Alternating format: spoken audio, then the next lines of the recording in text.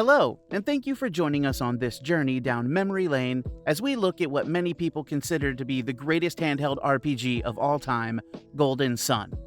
A truly groundbreaking title at the time of its release, it was one of the major titles back in 2001 that solidified that the new hardware that was the Nintendo Game Boy Advance was something very special and so much more powerful than the Game Boy and Game Boy Color that it was replacing.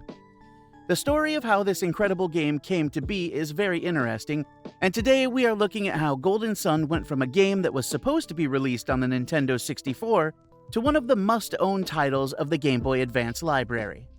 Just like you, we love to look at the iconic games of the past, and we have many more fun walks down memory lane for you to check out.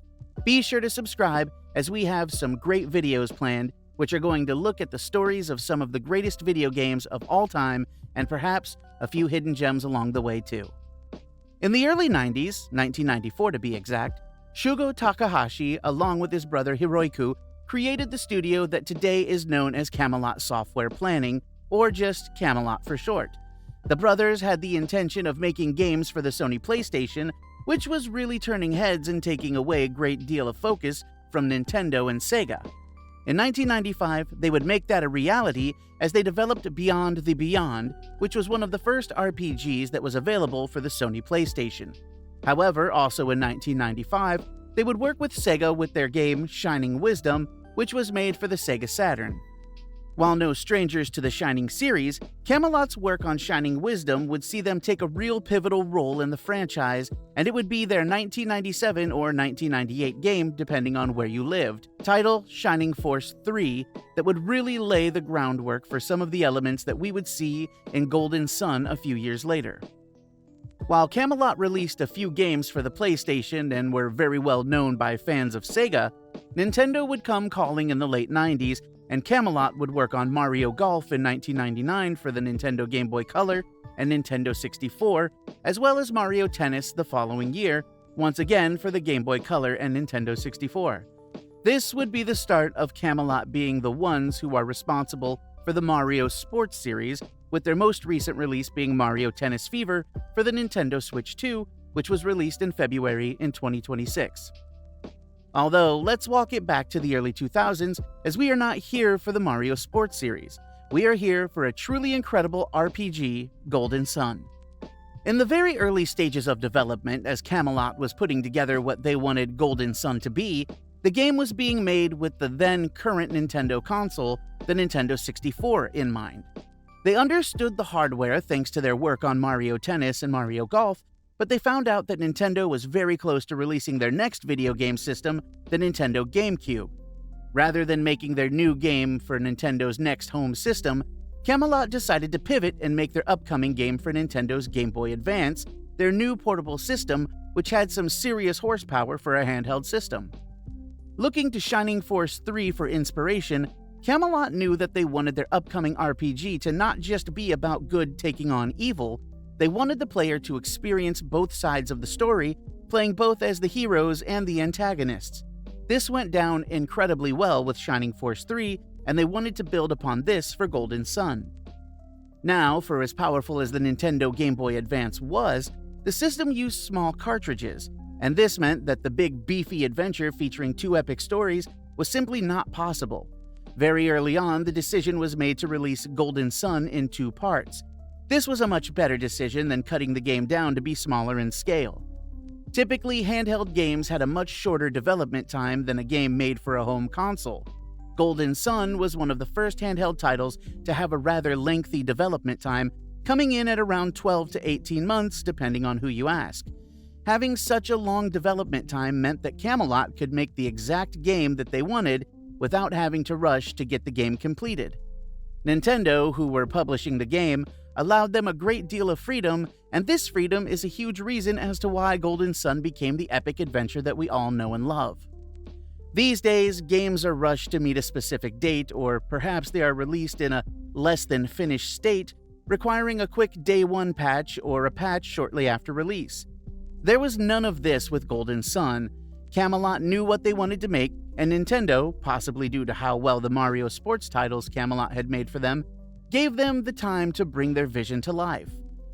Golden Sun was actually intended to be a launch title for the Nintendo Game Boy Advance. If it had made the launch, there's no denying that it would have to be classed as one of the greatest launch titles of all time. However, due to Nintendo allowing Camelot the time they needed to get the game finished, it would be released a little after the Japanese launch of the Game Boy Advance, which was in March 2001. Instead, the game would be released on August 1st, 2001 for Japanese gamers. In America, Golden Sun would be released on November 12th, 2001. Interestingly, Europe would not see Golden Sun until February 2002, perhaps due to the many different languages that the story had to be translated into. We would love to hear your memories about how excited you were for Golden Sun. Did you know about the game before it was released, or was it word of mouth that made you interested? Be sure to let us know in the comments section down below. While the team at Camelot all had their input, the story for the game was put together by Hiroyuki Takahashi. For a handheld RPG, Golden Sun featured a story that was as epic as anything that had graced a console. The setting was a world called Weyard, which is a disc-shaped world where water just seemingly runs right off the side. The world is shaped thanks to 4 elemental forces. These are Mars, which represents fire, Mercury, which represents water, Venus, which represents earth, and Jupiter, which represents wind. Eons ago, Weyard was ruled by those who could wield these powers thanks to alchemy, which has been lost over time. However, certain people known as adepts in Weyard can still use elemental powers thanks to an ability called synergy. While the power of alchemy resulted in great civilizations and major advancements for the people of Weyard, there were also many wars and battles over it, causing alchemy to be sealed away. Once this happened, all conflicts seemed to disappear. Alchemy was not destroyed, it was just locked away. It was hidden and sealed in a special place, a shrine in a mountain called Mount Aleph, and this place is protected by a small town of Vale.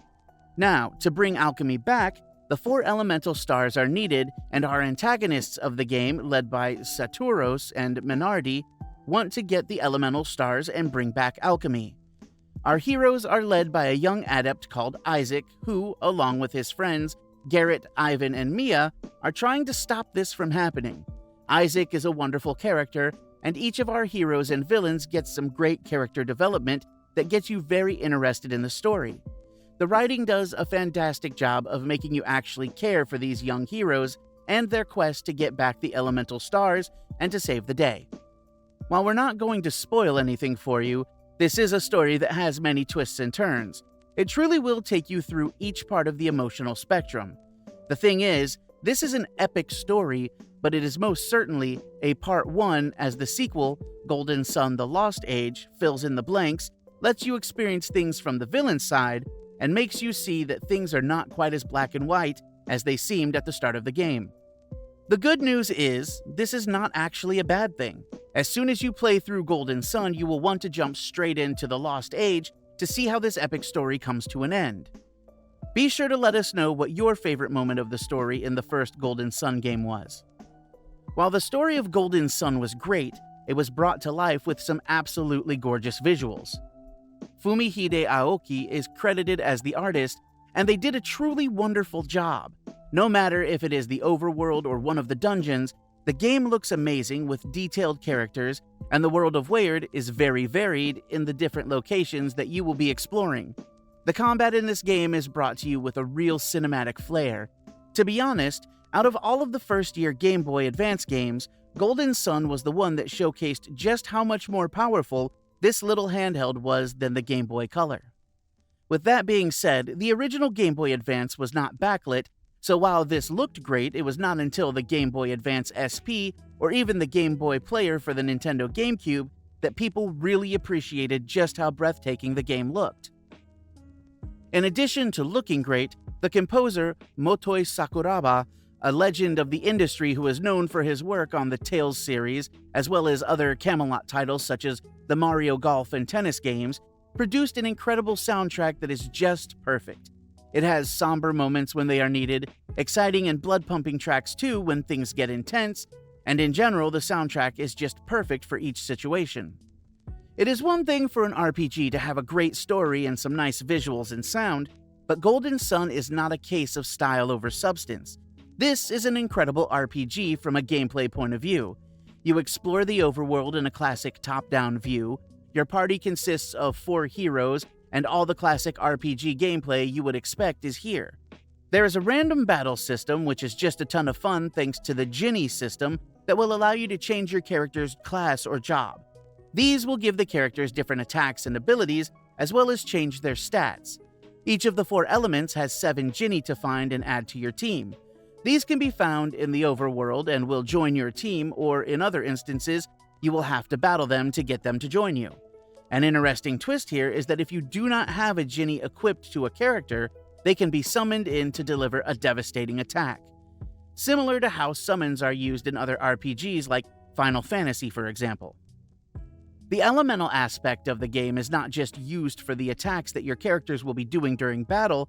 While Golden Sun was being developed, they knew that they wanted there to be puzzles in the game, and these puzzles utilize different elements. For example, you can use a whirlwind in battle, but it can also help you get some stuff out of the way in the overworld too.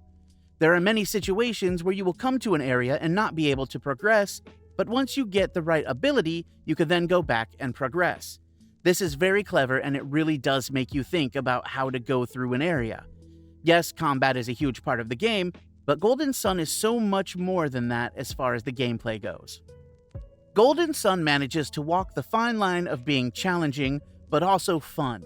It has some great gameplay mechanics and a solid amount of depth, but never to the point where it becomes overwhelming and frustrating for the player. As a matter of fact, the only real criticism that people seem to have when Golden Sun was released was that it was a little slow to get started. However, many fans of the game would argue that the slow start is essential as it gets you more invested. While you are looking at a good 10+ hours to beat Golden Sun during your first playthrough, Camelot truly wanted to give the player as much bang for their buck as possible. There is a battle mode where you can take your team from the main game and then put them against a team of CPU-controlled enemies. This is very addictive, and it gives the game a mode that is fun for a quick pickup and play session when you're not in the mood for an epic RPG. Fighting the CPU is fun, but if you have a friend who is also a huge fan of RPGs and they have their own copy of the game and their own Game Boy Advance, you can link up your GBAs and battle each other. Honestly, the campaign would have been more than enough, and no one would have felt shortchanged if that was all the cartridge featured. But adding these extra battle modes was such a great move by the team at Camelot, as it gave you just a little bit more. Be sure to let us know your personal stories of how much time you put into Golden Sun and what your memories are of playing the game for the first time. Many people do not realize just how many huge titles were released for the Game Boy Advance during 2001. The system launched with Super Mario Advance, an enhanced version of the 16-bit Super Mario Bros. 2 that we had on the Super Mario All-Stars for the Super Nintendo, Castlevania Circle of the Moon, F-Zero Maximum Velocity, Mario Kart Super Circuit, Advance Wars, Mega Man Battle Network, Super Street Fighter 2 Turbo, and Doom are just some of the fantastic titles that were released for the Game Boy Advance during that first year. It truly was a stacked lineup, and something that not enough people appreciate. Yet despite all these iconic games, Golden Sun is often looked at as the best game during that launch window. Okay, some may prefer Advanced Wars or Mario Kart Super Circuit, but there is no denying that even in a lineup that was incredibly strong, Golden Sun managed to stand out from the crowd. You could be forgiven for thinking that as Golden Sun was a new IP, and it came out in the same year as Super Mario Advance, a new Mario Kart, and several other games based on iconic franchises such as Street Fighter, Mega Man, Castlevania, and more, that Golden Sun may not have sold all that well. That is not the case at all. Golden Sun sold phenomenally well, not just in Japan either. This game was a huge hit in the USA, and Golden Sun would sell over 1 million copies around the world, a huge number for a portable RPG, especially when you consider the competition that this game had. Perhaps one of the reasons that Golden Sun fared so well commercially was because of how much critical acclaim this game got. The Game Boy Advance was a huge deal with many video game publications and video game websites, which were becoming more and more popular at the time, dedicating a lot of time to Golden Sun. There were many previews, getting people hyped for the game, and then when the reviews came in, Golden Sun would often get scores in the 9 out of 10 or 90 out of 100 kind of range. It was a massive hit and it was nominated for many awards, and it even picked up a few as well. Word of mouth spread too, and it was very unlikely that someone who had purchased this game would not recommend it to a friend. These days, Golden Sun features on most best Game Boy Advance games of all time lists. Yet, in addition to this, it goes beyond that, as it is considered one of the best RPGs and one of the best video games of all time. For example, when IGN did their greatest games of all time list, Golden Sun was featured on it. Iconic gaming magazine, Nintendo Power, put together a list of greatest Nintendo games of all time, and Golden Sun proudly featured on that list as well. Okay, here's a challenge for you. Where would you rank Golden Sun in the following categories? Best Game Boy Advance game, Best RPG, and Best Game of all time. If you are up to the challenge, let us know in the comments section down below. Golden Sun was a massive hit in terms of its sales and review scores. However, this was just one part of the story. The following year in Japan on June 28, 2002, the second part of the story, Golden Sun: The Lost Age, was released. Gamers in the USA and Europe would have to wait until the following year, 2003, to play the game. The Lost Age is every bit as good as the original Golden Sun. At the time, it did not score quite as high as the first game, and it also did not sell quite as many copies. Yet over time, there are many people who now say that they feel this is just a tad better than what came before it. To be fair, had Camelot and Nintendo managed to get this out in the West in 2002, it very well could have sold just as well as the first game. By making Western gamers wait a whole extra year, perhaps Golden Sun had slipped out of their memories by then, and also the Game Boy Advance had really taken off with tons of developers making great games for it, making it even harder for Golden Sun: The Lost Age to stand out than its predecessor did. Still, those who played and loved Golden Sun were not disappointed by The Lost Age, as it completed the story.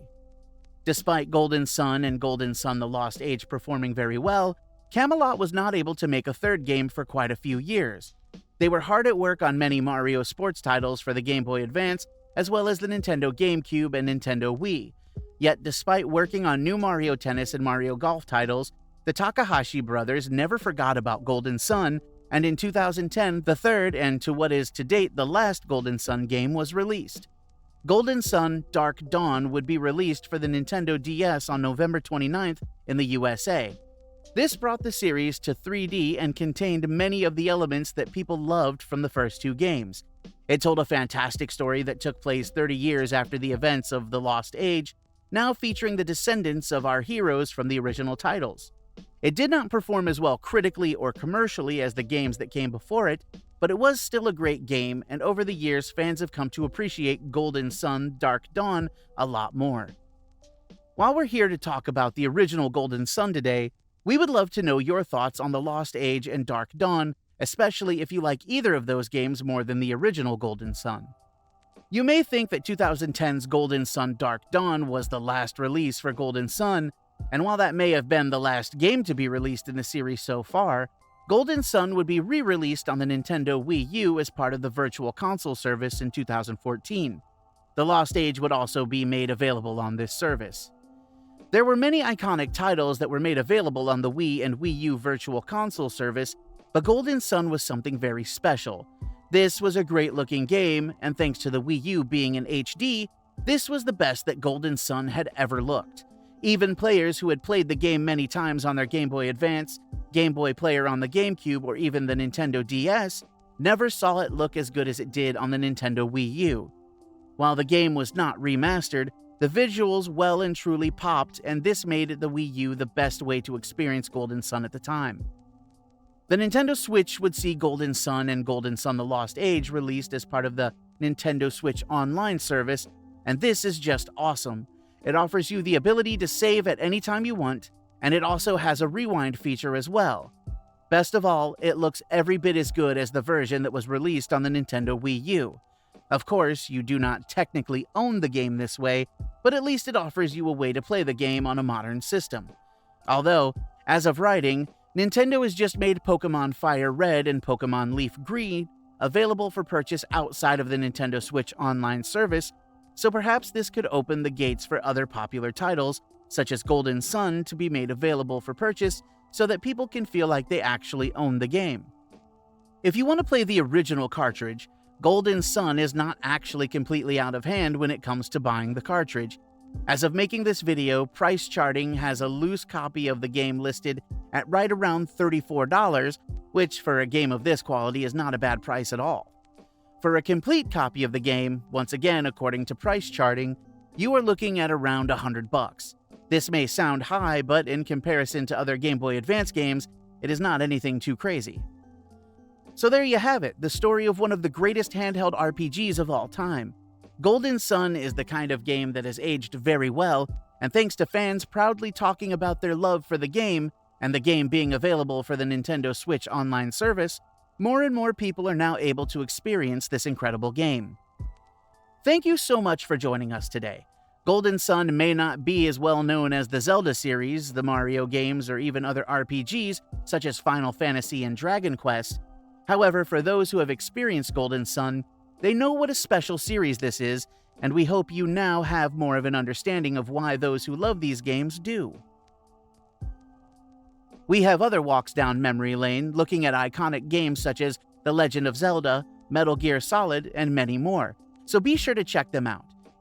We have more great video game history videos planned, so please subscribe so you do not miss out.